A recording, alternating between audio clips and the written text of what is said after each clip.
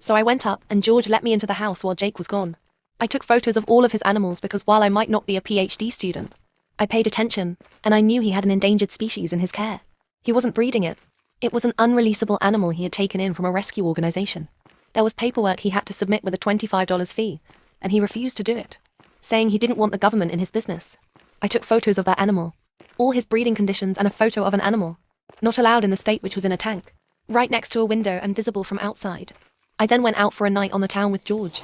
We stumbled in early, around midnight, so Jake and Meg, who were watching TV, would see me in a short dress, drunk and George practically carrying me. I spent the night in George's room. He was a total gentleman, but made sure to leave the room and parade. Passed them in his boxers a few times and we giggled and moaned, loudly so they could hear us.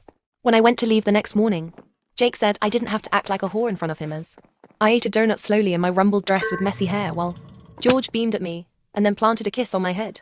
Meg looked ashamed, not quite knowing where to look, and I said have fun with my leftovers and walked out. I wanted to think the petty, loud hook up and a few juvenile insults was my revenge. It was not. The next day I had my photos developed.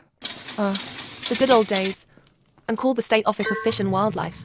I reported the animals in the house, the potential overcrowding of breeding animals and the two animals. He shouldn't legally have it all in the state.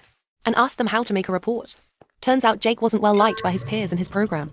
Or by his roommates, but I was. George had suggested that he and their other roommate could submit complaints to the university that a TA was sleeping with one of his students and showing her favoritism. The night we were out at the bars, we made sure to tell the story to anyone who they knew. They made sure all the women in his classes knew he was sleeping with Meg. It wasn't a large program, so people knew fast. He had cheated and was now dating his student. George and the other roommate made sure people knew they had put in complaints. Sick of Jake's entitled BS.